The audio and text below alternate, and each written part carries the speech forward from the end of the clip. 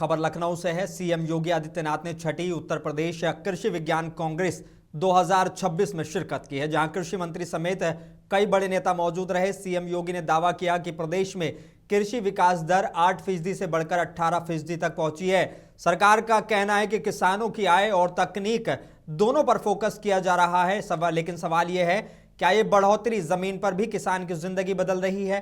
क्या छोटे किसानों तक इसका पूरा फायदा पहुंच रहा है या अभी भी कई चुनौतियां बाकी हैं? यही एक बड़ा मुद्दा है। भारत की कुल आबादी का 16 से 17% उत्तर प्रदेश में निवास होती, जनसंख्या उत्तर प्रदेश में निवास करती है। लेकिन कृषि योग्य भूमि में, भारत की कुल कृषि योग्य भूमि में कुल 11% यूपी के पास है। लेकिन खाद्यान्न उत्पादन, इसी 11% भूमि में हम भारत के कुल खाद्यान्न उत्पादन का 21% उत्पादन अकेले उत्तर प्रदेश करता है।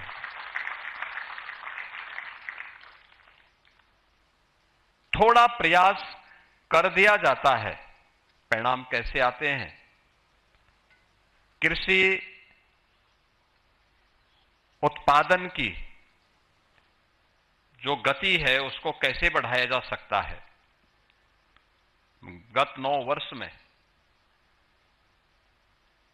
मुझे इस बात पर प्रसन्नता की अनुभूति होती है कि थोड़े बहुत प्रयास जब किए जाते हैं तो परिणाम कैसे आते हैं। हमने कृषि विकास की दर को उत्तर प्रदेश के अंदर 8% से बढ़ा करके 18% तक पहुंचाने में सफलता प्राप्त की है। और जिस क्षेत्र में सबसे अधिक पोटेंशियल यूपी के अंदर मौजूद है, वो फेड़ में मानता हूं कृषि और कृषि से जुड़ा हुआ क्षेत्र है। साथ ही इस दौरान सीएम योगी आदित्यनाथ बोले, लगभग 2.9 लाख करोड़ गन्ना किसानों को डीबीटी के माध्यम से पैसे भेजे गए हैं। सवाल, क्या किसानों को पूरा फायदा मिला या अभी भी पेमेंट परेशानी बाकी है?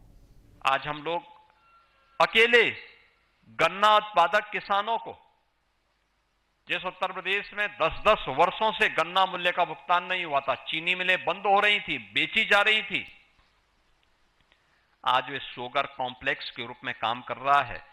और उत्तर प्रदेश देश का कुल गन्ना उत्पादन का 55% अकेले उत्तर प्रदेश उत्पादन कर रहा है। इथेनॉल उत्पादन 41 करोड़ लीटर से बढ़कर के लगभग 2.25 लाख करोड़ तक पहुंच चुका है। इतना 2.25 लाख करोड़ तक ये पहुंच चुका है। यानी लगातार इसमें वृद्धि हो रही है और ये देश में नंबर 1 पर है। हम लोगों ने अब तक गन्ना किसानों को ही, अगर आप देखेंगे तो लगभग 2,90,000 करोड़ रुपए से अधिक की राशि गन्ना किसानों के खाते में हम डीबीटी के माध्यम से भेज चुके हैं।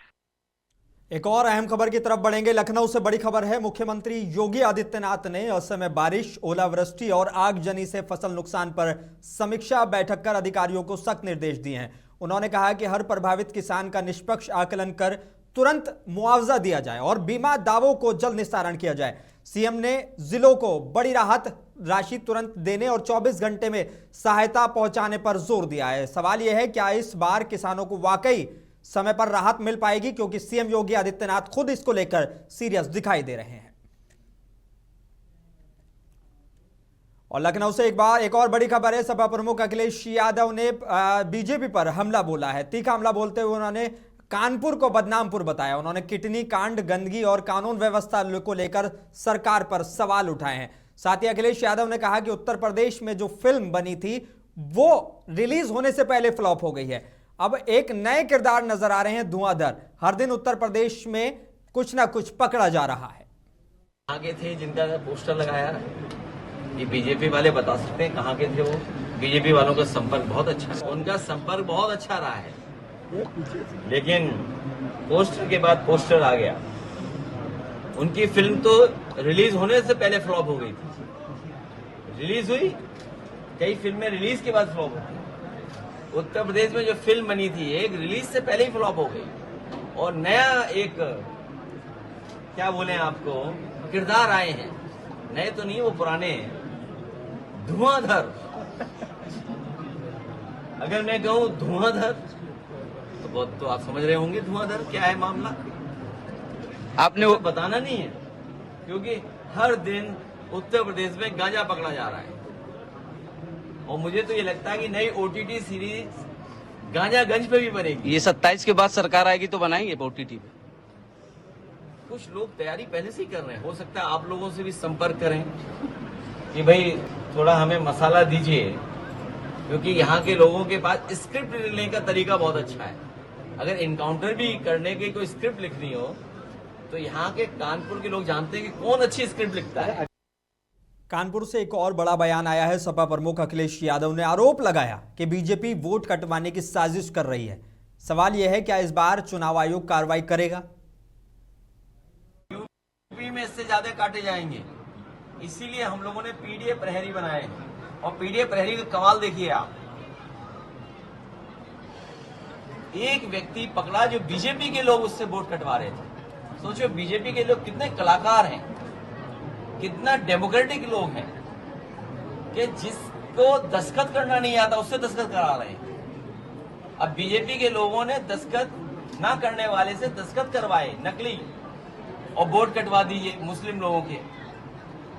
वो बात खुल गई, लेकिन इलेक्शन कमीशन ने एक पे भी कार्रवाई नहीं करी।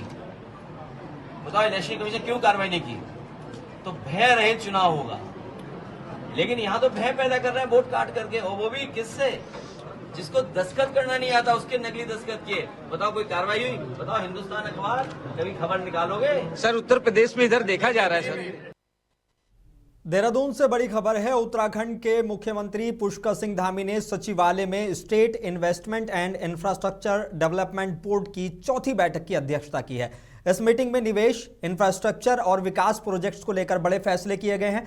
सरकार का दावा है कि राज्य में तेजी से निवेश आ रहा है और नई योजनाएं रोजगार के मौके बढ़ाएंगी।